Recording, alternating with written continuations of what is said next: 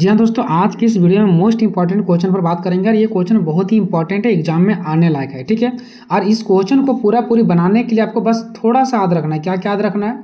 बस ये वाला 3 पॉइंट याद रखना है और ये वाला 6 पॉइंट याद रखना है और यहाँ पर जो आपको पॉइंट दिख रहा है बस इतना ही याद रखना है। उसके बाद यूं ही ये क्वेश्चन आपके हाथों में होगा। क्वेश्चन क्या है? देखिए, क्वेश्चन है कि तनाव प्रबंधन क्या है, तनाव के बुनियादी मॉडल की व्याख्या करना है। ठीक है। तो सबसे पहले तो हम इसमें बताएंगे तनाव प्रबंधन क्या है और तनाव के बुनियादी मॉडल भी बताएंगे और इसके साथ साथ इसका विशेषता भी बताएंगे और तनाव को कम करने का जो उपाय है ना, तनाव मतलब क्या होता है? टेंशन। उस उपाय को भी हम लोग देखेंगे। ये नहीं कि सिर्फ क्वेश्चन में तनाव के बुनियादी मॉडल बोल दिया तो हम यही आंसर में लिखेंगे, नहीं, अपने से भी कुछ बढ़ाना है। तो हम इस क्वेश्चन में देखिए क्या क्या लिखने वाले हैं। सबसे पहले तो तनाव प्रबंधन का हम लोग अर्थ पढ़ेंगे। ठीक है। उसके बाद पढ़ेंगे तनाव के बुनियादी मॉडल। ठीक है। और बुनियादी मॉडल में ये 3 पॉइंट हो गया। उसके बाद तनाव प्रबंधन की विशेषता। ठीक है। उसमें से ये 6 पॉइंट हो गया और तनाव प्रबंधन के उपाय में ये कितना पॉइंट हो गया यहाँ पर? ये जो आपको दिख रहा है ये वाला टोटल। ठीक है। तो चलिए हम थोड़ा सा आपको यहाँ पर समझाने का प्रयास करेंगे। उसके बाद हम क्या करेंगे, आगे बढ़ेंगे। देखो, तनाव के जो बुनियादी मॉडल थे ना वो 3 थे। तनाव उत्पन्न करने वाला परिस्थिति, संख्यात्मक मूल्यांकन प्रक्रिया और तनाव की प्रतिक्रिया और परिणाम। इसका मतलब क्या? देखो, व्यक्ति के पास पहले खतरा आता है, समस्याएं आती है, उसके बाद व्यक्ति क्या करता है, उसको जांच पड़ताल करता है, उसके बाद फिर उसका परिणाम निकलता है। जैसे फॉर एग्जांपल हम लेते हैं। ठीक है। हम गाड़ी चला रहे थे। ठीक है। और जब हम गाड़ी चला रहे हैं तो मान लो कि मेरे पास समस्या ये आ गया कि रास्ता खराब था। ठीक है। तो मेरे पास समस्या क्या है कि मेरा जो गाड़ी का हैंडल था ना वो थोड़ा इधर उधर होने लगा। ठीक है। स्पीड में थे और इधर उधर हैंडल होने लगा। तो वो मेरे पास पहले खतरा आया, हम इधर उधर हो रहे थे, मेरे पास समस्या आ गया। ठीक है। या तो हम उस सिचुएशन को हैंडल कर सकते थे या तो हम हैंडल को छोड़ सकते थे, गिर सकते थे। ये मेरे ऊपर डिपेंड पड़ता है कि हम कितना ताकत से, कितना पावर से बचाने का प्रयास किए या तो कितना प्रयास नहीं किए। तो पहली बात तो हमारे पास समस्या आता है, फिर हम उसका जांच करते हैं। जांच मतलब उस टाइम हम देख रहे थे कि क्या हम इसको संभाल पाएंगे, नहीं, बहुत प्रयास कर रहे थे हम। ठीक है। देखें हाँ संभालेंगे, बहुत मैंने प्रयास किया तो संभाल लिया। या तो फिर हम क्या करते, मुझे लगता है कि छोड़ो, जाएगा तो जाएगा, जाने दो, हम ज़्यादा एफर्ट नहीं लगाएंगे और कुछ हो जाएगा इसलिए हम छोड़ दो और अपने बच जाते हैं, बाइक को छोड़ देते हैं। तो ये भी हो सकता है। तो आपके ऊपर डिपेंड पड़ता है कि आप उसको कैसे जांच करना चाहते हैं। आप उसको सॉल्यूशन निकाल ले रहे हैं या सॉल्यूशन नहीं निकाल पा रहे हैं। ठीक है। चलो, तो यहाँ पर ये आपके अंदर डिपेंड पड़ता है कि आप उस चीज़ को किस प्रकार से देखना चाहते हो, है ना, सकारात्मक रूप से कि नकारात्मक रूप से, मतलब अच्छाई रूप से या बुराई रूप से आप उस चीज़ को हैंडल कर पा रहे हो या नहीं कर पा रहे हो। ये होता है जांच करना दूसरा नंबर पर। उसके बाद मान लो कि हम सिचुएशन को संभाल लिए तो उसका परिणाम क्या निकलेगा, उसका रिजल्ट क्या निकलेगा, हम सुरक्षित बच जाएंगे। या तो फिर अगर मान लो कि हम उसको नहीं संभाल पाए तो उसका परिणाम मेरे ऊपर क्या निकलेगा, गलत निकलेगा, हम एक्सीडेंट कर जाएंगे, मेरा क्षतिग्रस्त होगा, हमको जख्म होगा, ब्लड निकलेगा। ठीक है। और भी बहुत कुछ, पैर हाथ टूट सकता है। तो ये हो जाता है तीसरा वाला कंडीशन में। पहले आता है फिर हम उस सिचुएशन को झेलते हैं। ये आपके ऊपर डिपेंड पड़ता है कि आप उसको किस प्रकार से झेल रहे हो। ठीक है। उसके बाद उसका क्या होता है, परिणाम होता है। एक और हम क्या करते हैं, एग्जाम्पल लेते हैं। जैसा एग्जाम क्या हो गया, नज़दीक आ गया, तो ये आपका समस्या आ गया। अब उस समस्या को अगर आप पढ़ लोगे और चाहोगे कि नहीं हम अच्छा कर ही लेंगे, पढ़ ही लेंगे, रात भर का टाइम आप पढ़ लेंगे, तो आपका सकारात्मक विचार उत्पन्न हो सकता है। आप तो फिर अगर चाहोगे नहीं पढ़ पाएंगे तो क्या पढ़ेंगे, रात भर में समझ नहीं आएगा, ये है फलना ढकना, आप सोचते रहोगे ना, तो ये इससे क्या होगा, नकारात्मक प्रभाव पड़ेगा। ठीक है। और आप क्या करोगे, नहीं पढ़ोगे, आपके अंदर तनाव बढ़ेगा। तो ये आपके ऊपर डिपेंड पड़ता है कि आप उसको किस प्रकार से जांच रहे हो। आप उस तनाव को बढ़ाना चाह रहे हो या तनाव को कम करना चाह रहे हो। अगर तनाव को बढ़ाना चाह रहे हो तो तनाव बढ़ेगा, अगर तनाव को घटाना चाहोगे तो तनाव घटेगा। तो यही मॉडल दिया गया था, जो हमारा तनाव प्रबंधन है ना, इसका जो मॉडल दिया गया था ना वो 3 मॉडल इसी पर दिया गया, इसी पर इसका जांच होता है। उसके बाद तनाव प्रबंधन की विशेषता, ये आपको पॉइंट याद रखना, बाकी इसके बारे में एक्सप्लेन करेंगे नीचे। बाकी इसका उपाय में ये पॉइंट आपको याद रखना और इसका भी नीचे हम लोग एक्सप्लेन करेंगे।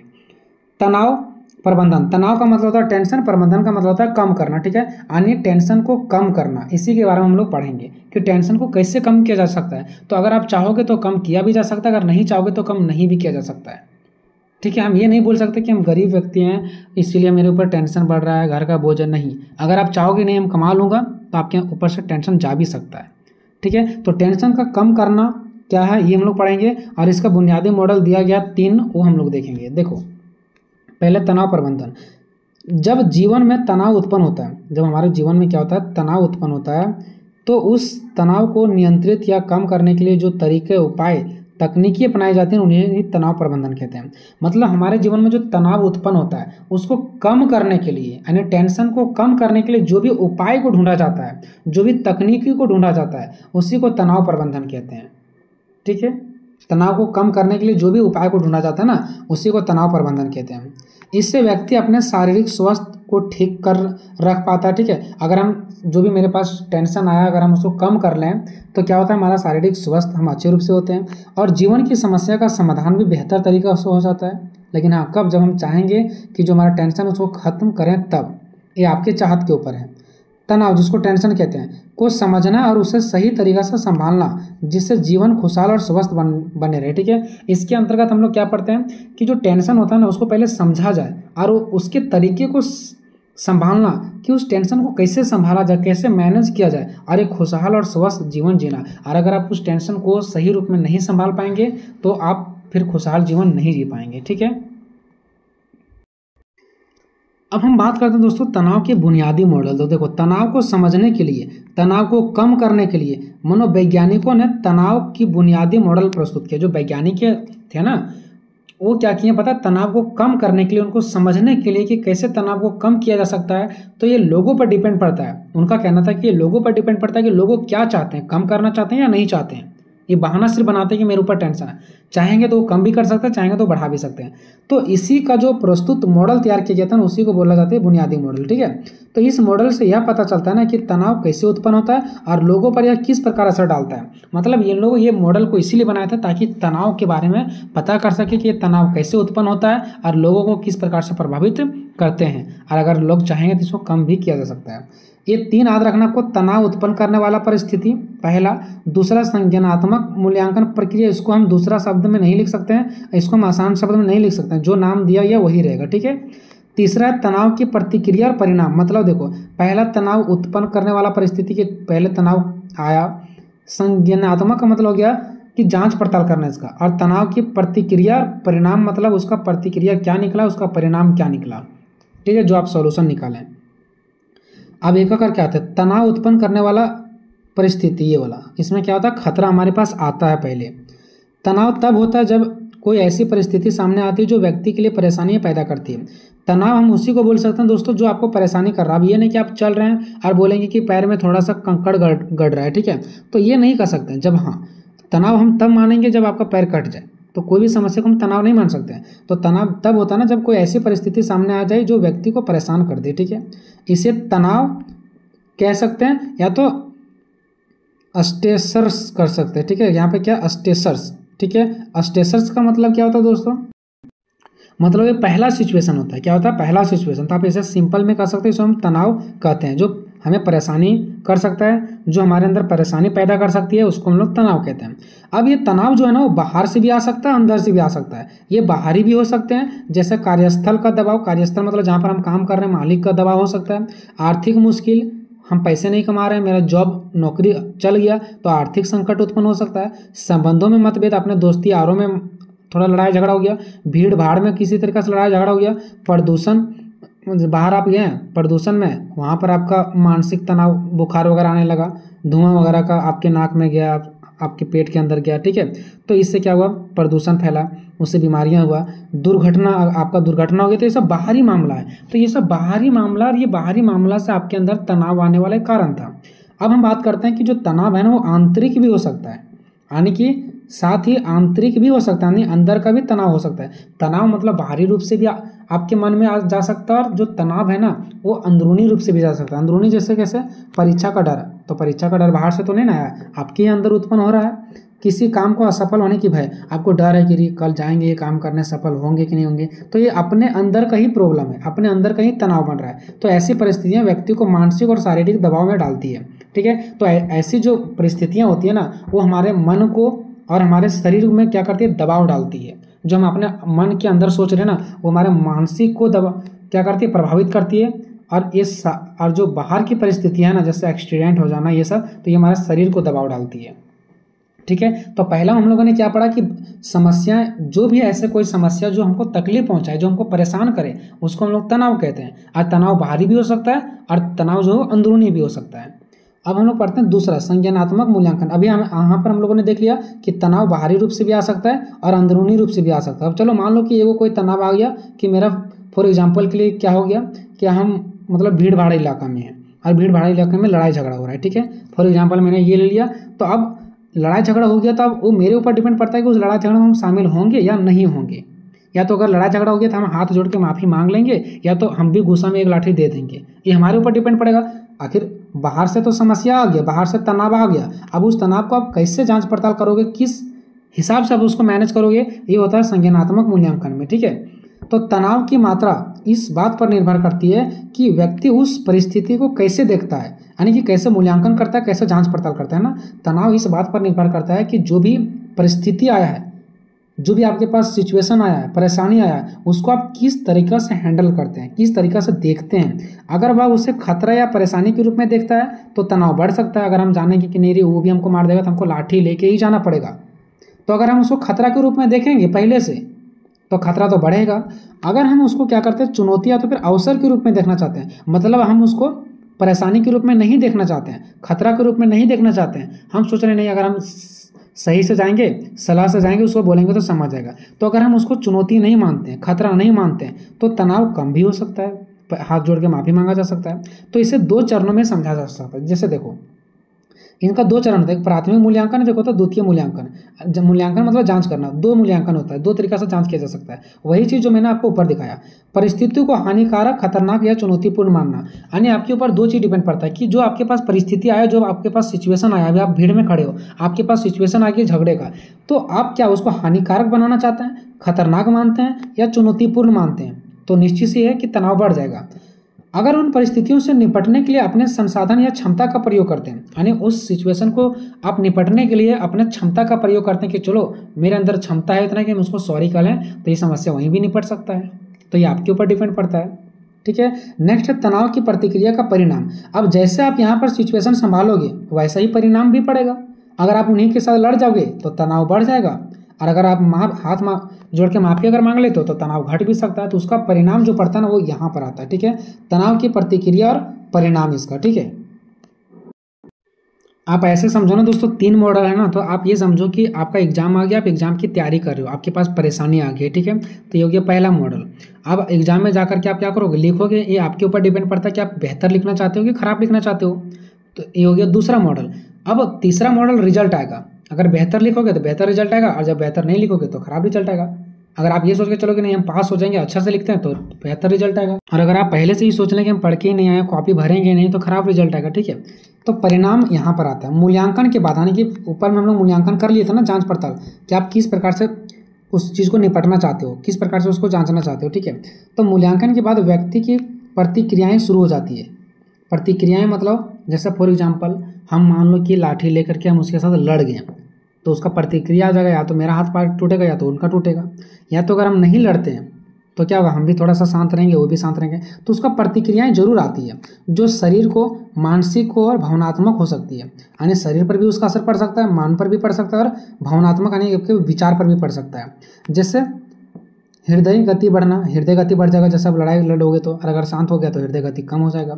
घबराहट हो सकता है, चिड़चिड़ापन हो सकता है, ये सब हो सकता है, ठीक है। यदि तनाव की मात्रा अधिक हो, अगर तनाव अधिक हो तो लंबे समय तक भी रह सकता है, और यह स्वास्थ्य को भी प्रभावित कर सकता है, ठीक है, स्वास्थ्य पर बुरा असर डाल सकता है। लेकिन यदि व्यक्ति सकारात्मक सोच और समर्पित प्रयास से निपटे, अगर वो समर्पित कर लेता है, सॉरी कर लेता है, माफ़ी मांग लेता है, सकारात्मक विचार लाता है, अच्छा विचार लाता है कि चलो लड़ाई झगड़ा नहीं करो, तो तनाव की ऊर्जा और प्रोत्साहन में बदला जा सकता है। यानी कि उस तनाव जो हमको खोखला कर सकता था, हम मेरे अंदर बढ़ सकता था, मेरा हृदय गति बढ़ सकता था, मुझे नुकसान हो सकता था, उससे मुझे अब क्या मिलेगा, ऊर्जा भी मिल सकता है। अगर हम तनाव को निपट लेते हैं तो उससे मुझे ऊर्जा भी और प्रोत्साहन भी मिल सकता है, ठीक है दोस्तों। तो यही सारा इसका 3 मॉडल था। अब बात करते हैं तनाव प्रबंधन की विशेषताएं। तो इसका निम्नलिखित विशेषताएं हैं, ठीक है। अब ये सारे पॉइंट्स पर हम एक करके बढ़िया से चर्चा करते हैं। पहला बहुआयामी प्रक्रिया। ये बहुआयामी प्रक्रिया मतलब एक नहीं बल्कि बहु मतलब बहुत सारा, शरीर पर भी इसका प्रभाव देखने को मिल सकता है, मानसिक पर भी, भावनात्मक पर भी, इसलिए इसको बहुआयामी प्रक्रिया कहा गया है, ठीक है, जिसमें शारीरिक, मानसिक और भावनात्मक पहलुओं पर भी ध्यान दिया जाता है। इसका उद्देश्य क्या होता है पता, तनाव के नकारात्मक प्रभाव को कम करके व्यक्ति को संतुलित और स्वस्थ जीवन जीने में मदद करना। इसका हम विशेषता पढ़ रहे हैं, ठीक है। तो तनाव प्रबंधन मतलब क्या, टेंशन को कम करना। तो इसका ये जो 3 मॉडल बनाया गया ना, तो इसका मेन मकसद क्या होता है पता है, कि जो व्यक्ति का नकारात्मक प्रभाव है ना, जो व्यक्ति के पास टेंशन बन रहा है ना, उसको कम करना, ठीक है, और वो एक अच्छा सा स्वस्थ जीवन जीने में मदद करता है। दूसरा संज्ञानात्मक मूल्यांकन पर केंद्रित, अभी मैंने पढ़ा ना इसका पढ़ा, दूसरा जो मॉडल था वो यही कहता था, संज्ञानात्मक मूल्यांकन पर केंद्रित, कि आप जिस प्रकार से सोचोगे वैसा ही होगा। तनाव प्रबंधन व्यक्ति के संज्ञानात्मक मूल्यांकन पर आधारित होता है, जिसमें व्यक्ति यह निर्णय करता है कि कोई भी परिस्थिति तनावपूर्ण है या नहीं, मतलब उसको तनाव मान रहा है या नहीं मान रहा है, मतलब उसको हल्का में समझ रहा है या बोझ समझ रहा है, वो उसके ऊपर डिपेंड पड़ता है कि उस चीज़ को कैसे संभाल रहा है। अगर वो बोझ समझता है तो तनाव बढ़ेगा, अगर वो समझता है कि नहीं ये ऐसे ही पार हो जाएगा तो तनाव नहीं बढ़ेगा। और उसके पास इसे संभालने के लिए कितने भी संसाधन उपलब्ध हो, ठीक है, यानी कि इसमें ये देखा जाता है ना कि कोई परिस्थिति को वो तनावपूर्ण मान रहा है या नहीं मान रहा है, और उस समस्या को जो उसके पास आया, जो तनाव आया, उसको संभालने के लिए उसके पास कितने संसाधन है, मतलब कितने वो बल लगा रहा है या कितने संसाधन है, ठीक है। जैसे मान लो कि आपके घर में कोई समस्या आ गया, तो उस चीज़ को निपटने के लिए आपके घर में कितना संसाधन है, कितना सामान है, ताकि उसके बल से आप लड़ सकते हो। या तो फिर मान लो कि कोई आपके साथ यहाँ लड़ने के लिए आ रहा है, तो आपके पास कितना संसाधन है, कितना लाठी वगैरह है, बंदूक वगैरह, जिससे आप लोग लड़ सकते हो। तो ये आपके ऊपर डिपेंड पड़ता है। अगर आपके पास कम संसाधन होगा तो आप चीज़ों को अच्छे से हैंडल नहीं कर पाओगे, अगर आपके पास ज़्यादा संसाधन हो गया तो आप चीज़ों को अच्छे से हैंडल कर पाओगे। तो ये इस पर डिपेंड पड़ता है कि आप उसको किस प्रकार से संभालते हो और आपके पास कितने संसाधन है उसको संभालने के लिए, ठीक है।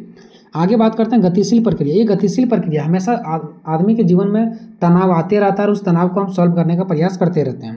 तनाव प्रबंधन एक सक्रिय और लगातार चलने वाला प्रक्रिया है, जिसमें व्यक्ति समय समय पर अपनी स्थिति का पूर्ण मूल्यांकन मतलब दोबारा जांच करते हैं। समय समय पर व्यक्ति अपना दोबारा 3 बार जांच करते रहता है कि मुझे कहाँ तनाव आ रहा है, क्या चीज़ की वजह से हमको टेंशन हो रहा है, उस चीज़ को कैसे दूर करें, है ना। और आवश्यकता अनुसार अपनी रणनीतियाँ बदलते रहते हैं, यानी अपने रणनीति बदलते हैं कि इस चीज़ को ऐसे हैंडल किया जाएगा, तब फिर से एक समस्या आ जाता है, फिर से विचार किया जाता है कि इस समस्या को हम ऐसा सॉल्व करेंगे। तो समस्या आती रहती है और रणनीतियाँ बनती रहती है। तो ये गतिशील प्रक्रिया, गतिशील मतलब हमेशा चलने वाला। नेक्स्ट है शारीरिक और मानसिक स्वास्थ्य के लिए लाभदायक। देखो ये शरीर और मन पर इसका क्या होता है, स्वास्थ्य पर ये इसका फायदा होता है। क्यों, तनाव हम लोग पढ़ रहे हैं, ध्यान दीजिए क्वेश्चन पढ़ रहे हैं तनाव प्रबंधन, इसका मतलब होता है टेंशन कम करना। अगर टेंशन कम होगा तो हमारा शरीर और मन पर क्या होगा, अच्छा प्रभाव पड़ेगा इसका। यह तनाव के कारण उत्पन्न शारीरिक लक्षण जैसे सिर दर्द, थकान, नींद संबंधित समस्या आदि को कम करने में सहायक होता है। साथ ही मानसिक स्वास्थ्य को सुधारता है, जो हमारे मन की स्वास्थ्य है उसको भी सुधारता है। सामाजिक समर्थन की भूमिका, और ये समाज का भी समर्थन इसमें मिलता है, ठीक है। तनाव प्रबंधन में सामाजिक समर्थन का भी महत्व होता है, यानी समाज के लोग भी क्या करते हैं, समर्थन करते हैं। अगर किसी के पास ज़्यादा तनाव है, टेंशन है, तो लोग उसको समझाते हैं, ठीक है। जो व्यक्ति को मानसिक मजबूती प्रदान करता है, व्यक्ति मानसिक रूप से मजबूत होते हैं, गिरते नहीं हो, लोग गिरने नहीं देते हैं, और तनाव से निपटने में उसको मदद मिलता है। तनाव मतलब क्या, टेंशन से निपटने में मदद मिलता है। सकारात्मक जीवन शैली को बढ़ाना, जो तनाव प्रबंधन है ना, यानी कि जो तनाव प्रबंधन मतलब क्या, टेंशन कम करना, तो इससे हमारा क्या होता है, जीवन शैली में सुधार होता है। तनाव प्रबंधन व्यक्तियों को नियमित व्यायाम, योग, ध्यान और स्वस्थ आहार और पर्याप्त आराम जैसे सकारात्मक जीवन शैली अपनाने के लिए प्रेरित करता है। देखो अगर हम टेंशन कम करना चाहते हैं ना, तो टेंशन कम करने के लिए ये सब चीज़ को हमको अपनाना पड़ेगा, एक्सरसाइज वगैरह करना पड़ेगा, ध्यान वगैरह करना पड़ेगा, ठीक है। अब देखते हैं तनाव प्रबंधन के उपाय कि क्या क्या इसका उपाय है, ताकि हम लोग टेंशन को प्रबंधन कर सकें, मतलब कम कर सकें। तो इसके लिए ध्यान करना पड़ेगा, ये एक्सरसाइज का नाम है, ठीक है। गहरी सांस लेना पड़ेगा, योग और व्यायाम को नियमित रूप से करना पड़ेगा, डेली समय और कार्यों का सही प्रबंधन करना पड़ेगा। समय के अनुसार आपको काम करना पड़ेगा, ये नहीं कि एक काम में बहुत ज़्यादा समय लगा दें या तो फिर बहुत ज़्यादा समय में एक काम करें। नकारात्मक प्रभाव वाले लोगों से दूर, जो गलत लोग हैं उससे दूर रहना है। संगीत के माध्यम से सकारात्मक विचार, अच्छे अच्छे संगीत सुनिए जिससे आपको मोटिवेशनल हो आप, ठीक है, अच्छे अच्छे विचार आपको मिले। जरूरत होने पर विशेषज्ञ की सहायता ले, विशेषज्ञ मतलब वैसे अनुभवी व्यक्ति, बूढ़ बुजुर्ग हो गया, आपके माता पिता हो गया, आप अगर टेंशन में तो किसी अच्छे आदमी से आप क्या करें, सलाह लें यानी सहायता लें, ठीक है। बात करते हैं निष्कर्ष का, तो तनाव के बुनियादी मॉडल के अनुसार तनाव सिर्फ किसी मुश्किल स्थिति के कारण नहीं होता है। यानी देखो यहाँ पर मॉडल में साफ साफ कहा दिया गया कि तनाव जो है ना, वो कोई मुश्किल स्थिति के कारण नहीं होता कि हमारे मुश्किल आ गया, मेरे घर में पैसा नहीं है इसीलिए हम लोग टेंशन में हैं, नहीं, आप चाहो तो उसको दूर कर सकते हो। तो इनका कहना है कि तनाव सिर्फ एक मुश्किल स्थिति नहीं है और मुश्किल स्थिति के कारण नहीं होता, बल्कि यह व्यक्ति के उस स्थिति को देखने और समझने के तरीका पर निर्भर करता है कि उस व्यक्ति उस चीज़ को कैसे देख रहा है। अगर देखे कि नहीं रहे, कोई टेंशन नहीं, संभाल लेंगे, तो वो टेंशन नहीं है। और अगर वो सोचेंगे नहीं ये टेंशन है, तो टेंशन तो फिर बढ़ेगा। इसलिए परिस्थिति का सही मूल्यांकन और सकारात्मक सोच तनाव को नियंत्रित करने में बहुत भारी भूमिका निभाती है। इसलिए ये बोल रहे हैं कि जो भी आपके पास परिस्थिति आ गया, जो भी सिचुएशन परेशानी आ गया, उसका जांच पड़ताल करना और सकारात्मक सोच के साथ उसको नियंत्रित करना, कम करना, ये बहुत ही महत्वपूर्ण है। और यह मॉडल 3 स्तरों पर काम करती है, जो कि मैंने 3 मॉडल यहाँ पर देखा है इसके ऊपर में, ठीक है।